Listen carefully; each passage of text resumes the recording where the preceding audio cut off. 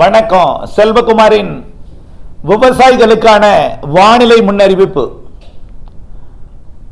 அதிகாரப்பூர்வ வானிலை அறிக்கைக்கு இந்திய வானிலை ஆராய்ச்சித்துறை அறிக்கையை பார்க்கவும். 2025 டிசம்பர் 14 ஞாயிற்றுக்கிழமை அதிகாலை நிலவர ஆய்வறிக்கை. அதாவது பூச்சி விரட்டு அடித்தல், அறுவடை மற்றும் விதைப்பு பணிகள் மற்றும் அனைத்து வேளாண் பணிகளுக்குமான வானிலை ஆலோசனைகள், மழை இடைவெளி நாட்கள், மழை நாட்கள் குறித்த ஆய்வறிக்கை. முதலிலே நாம விதைப்புக்கு பார்ப்போம்.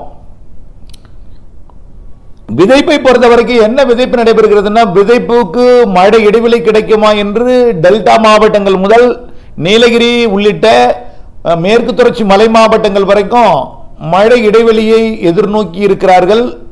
மழை இடைவெளி விதைப்புன்னா நிலக்கடலை, பனிக்கடலை, அதாவது கொண்டக்கடலை, நிலக்கடலை, இதுக்கெல்லாம் ஒரு 10 நாளாவது மழை இடைவெளி இருக்க வேண்டும் என்று எதிர்நோக்கி இருக்கிறார்கள். அதே நேரத்தில் மக்காச்சோள அறுவடையும் நடைபெற்றுக் கொண்டிருக்கிறது. திருப்பூர், கோயம்புத்தூர், ஈரோடு மற்றும் திண்டுக்கல், கரூர் போன்ற மாவட்டங்களில். இந்த நிலையில் நிலக்கடலை விதைப்பு, பனிக்கடலை விதைப்பிற்கு மழை எப்படி இருக்குன்னு பார்ப்போம்.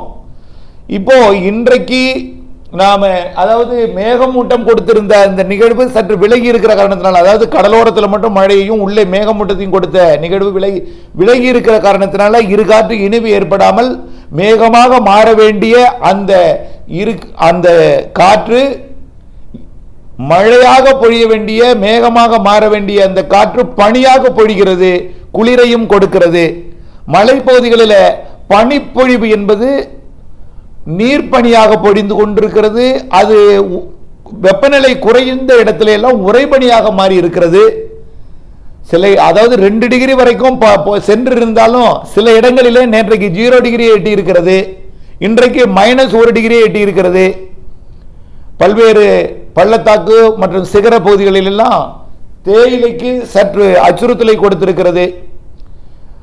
தேயிலை தோட்டத்தில எல்லாம் உறைபனி படியுது என்பது அச்சுறுத்தலை கொடுக்கிறது. அச்சப்பட வேண்டாம். நேற்றை விட இன்றைக்கு கொஞ்சம் கூடுதலாக உறைபனி இருந்தாலும் நாளை நேற்று போல் இருக்கும். அதற்கு பிறகு 2 நாள் தமிழ்நாட்டுக்கு மழை நுழைய போகிற என்பதனால மேகமூட்டமான வானிலையும் லேசான தூறல் சாரெல்லாம் நீலகிரி மாவட்டத்துக்கு இருக்கும். இந்த உறைபனி என்பது கொஞ்சம் விலகி இருக்கும் 2 நாளைக்கு. மீண்டும் இந்த கிறிஸ்துமஸுக்கு அப்புறம் வரக்கூடிய மழைப்பொழிவு கொடுக்க போகிற நிகழ்வுக்கு இடையில ஒரு 10 நாட்களுக்கு 9-8 நாட்களுக்கு லேசான உறைபனி இருக்கலாம். ஆனால் நேற்று இருந்தது போலதான் இருக்கும். பெரிய அளவிலே படிந்து கருகும் அளவிலே பெரிய அளவிலே உறைபனியை கொடுக்காது. ஆனால் ஒரு சில இடங்களில் கொஞ்சம் அச்சுறுத்தல் உறைபனி இருக்கிறது, கவலைப்பட வேண்டாம். ஜனவரியில் மழை இருக்கிறது. மழைக்கு இடையில கொடுக்கக்கூடிய இடைவெளி நாட்களில் கொஞ்சம் உறைபனி இருக்கும். ஆனாலும் இப்போ நேற்றைக்கு இன்றைக்கு இருக்கிற உறைபனி இருக்காது, கவலைப்பட வேண்டாம். சரி, அடுத்தபடியாக இந்த விதைப்பு பார்ப்போம்.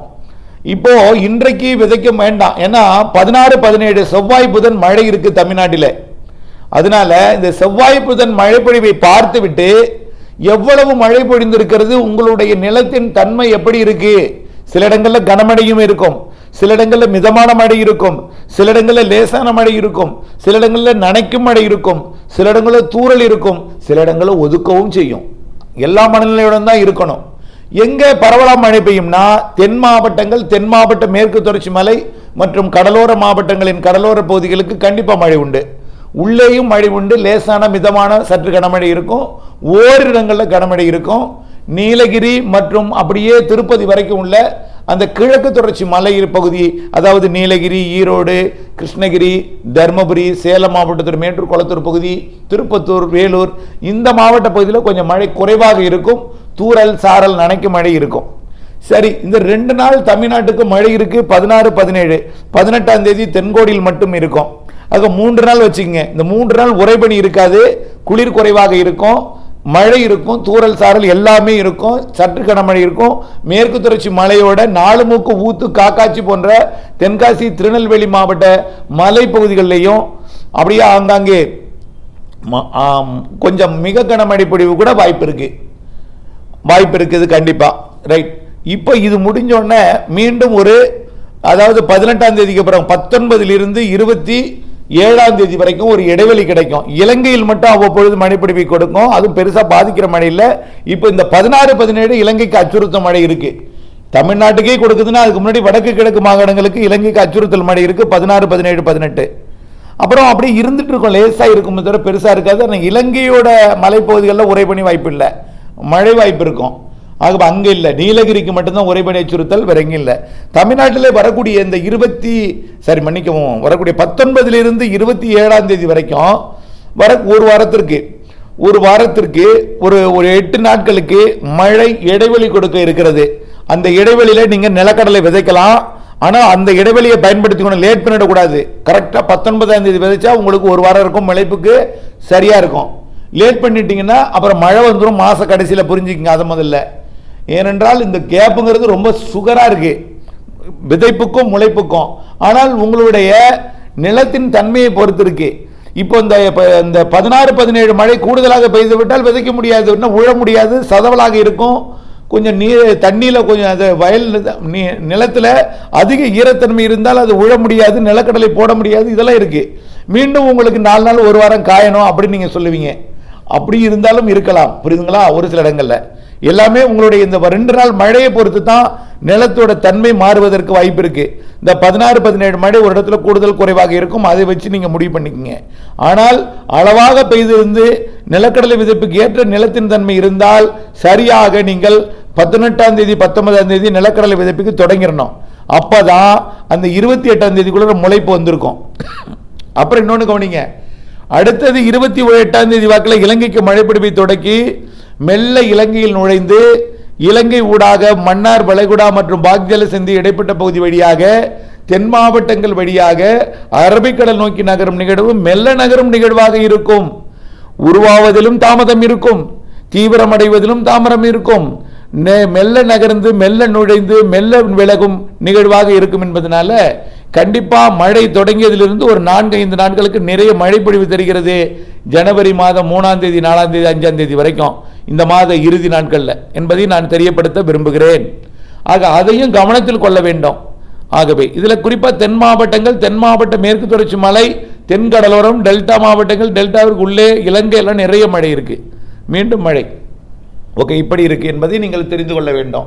இது விதைப்பிற்கானது. வட உள் மாவட்ட பகுதிகளுக்கும் எல்லா மாவட்டங்களுக்கும் மழை இதே தான், இடைவெளியும் இதே தான், மழையும் இதே தான் எல்லா இடத்துக்கும். ஆனால் மழை இந்த கர்நாடக எல்லை வரத்துக்கு கொஞ்சம் குறைவாக இருக்கும்னு சொல்லியிருக்கோம். ஆனால் இருக்கும் அடுத்த நிகழ்வு நிறைய மழை தரும். இந்த 16, 17 தான் குறைவாக இருக்குன்னு சொல்றேன், புரியுதுங்களா?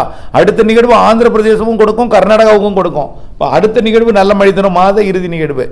அடுத்தபடியாக பார்த்தீங்கன்னா பூச்சி விரட்டி அடித்தல். பூச்சி விரட்டி அடிக்கலாம், இன்றைக்கும் நாளைக்கும் அடிக்கலாம். 16, 17, 18 பூச்சி விரட்டி அடிக்க வேண்டாம், முடியாது, மழை வந்துடும். இன்னைக்கும் நாளைக்கும் பூச்சி விரட்டி அடிக்கலாம். அதுக்கடுத்து பூச்சி விரட்டி எப்படின்னா 19 27ஆம் தேதி வரைக்கும் அடிக்கலாம். 19 26ஆம் தேதி வரை உறுதியாக அடிக்கலாம். இடையில சில நாட்கள் மழை மேகங்கள் சூடலாம், மழை தூறல் வரலாம். அது வானிலை அப்டேட்ஸோட நீங்கள் இணைந்திருந்து தான் ஒவ்வொரு நாளும் கேட்டு அடிக்கலாமான்னு முதல் நாள் அறிக்கையாவது கேட்டுட்டு தான் நீங்கள் அதை நீங்கள் செய்யணும். ஆனால் இப்பொழுதைக்கு இன்றைக்கு நாளைக்கு நீங்கள் பூச்சி விரட்டி அடிக்கலாம். ஆனால் வரக்கூடிய 16 செவ்வாய், 17 புதன், 18 வியாழன் மழை வாய்ப்பு இருக்கிறது என்பதையும் தெரியப்படுத்த விரும்புகிறேன். பூச்சி விரட்டி அடித்தல். அடுத்த பார்த்தீங்கன்னா அறுவடையை பொறுத்த வரைக்கும் மக்காச்சோள அறுவடைக்கு நீங்க காத்திருக்கீங்க. 16, 17 விட்டுட்டு 18ஆம் தேதிக்கு மேல அறுவடை பணியை 27ஆம் தேதிக்குள்ள முடிங்க. வெங்காய அறுவடை செய்யறீங்க, நிறைய பேர் வெங்காய அறுவடை வச்சிருக்கீங்க, மக்காச்சோள அறுவடை வச்சிருக்கீங்க, பல மாவட்டங்களில் நெல் அறுவடை இருக்கு, பல்வேறு அறுவடை பணிகள் இருக்கிறது. இதை நீங்கள் கவனத்தில் கொள்ள வேண்டும். வரக்கூடிய 19 27க்குள் உங்கள் அறுவடையை முடியுங்க, மக்காச்சோள அறுவடை, வெங்காய அறுவடை எல்லாமே. அதுக்கப்புறம் வலுத்த மழை இருக்கிறது என்பதையும் தெரியப்படுத்த விரும்புகிறேன். ரைட், இப்போ பல்வேறு பணிகள் இருக்கு. செங்கல் சூளையா, இந்த நாளை நீங்க பயன்படுத்திக்கலாம். சரி, பில்லர் கூடி நோண்டுறீங்களா, என்ஜினியர்ஸ் நோண்டி நீங்க இந்த 16, 17 மட்டும் விட்டுட்டு பாக்கி நாள்ல நீங்க பில்லர் கூடி நோண்டி போடலாம். இன்றைக்கு நோண்டிங்கன்னா நீங்க செவ்வாய்க்கிழமை அதிகாலைக்குள்ள முடிச்சிருக்கணும் பணியை, இல்லைன்னா செவ்வாய்க்கிழமை பெய்கிற மழை பில்லர் குடியை மூடிடும். அதனால இன்றைக்கும் நாளைக்கும் பில்லர் குடி நோண்டி பில்லர் போடலாம். அதுக்கு அடுத்தது 19 26ஆம் தேதி வரைக்கும் பில்லர் குடி நோண்டி போடலாம். சாலை போடுற பணியும் இன்னைக்கு நாளைக்கு போடலாம். அடுத்தது 19 27 வரை நீங்க செய்யலாம். சாலை பணிகள், தார் சாலை போடுறது, எல்லா சாலை பணிகளுமே மாத இறுதியில் மழை இருக்கிறது என்பதையும் நினைவில் கொண்டு செய்யணும். ஆகவே அது சரியாக பிடிக்காவிட்டால் அப்புறம் பில் ஆகிறதுக்குள்ள பிரச்சனை கொடுத்துட்டா அப்புறம் போட்டு பிரயோஜனம் இல்லாமல் போயிடும். அதையும் நீங்கள் கவனத்தில் கொள்ள வேண்டும். மாத இறுதி மழை இருக்கு, அதுக்கு இடையில ஒரு வாரம் இடைவெளி இருக்கு, அந்த இடைவெளியில நீங்கள் போட்டுக்கணும். அதை நீங்க பார்த்து கொள்ளணும்.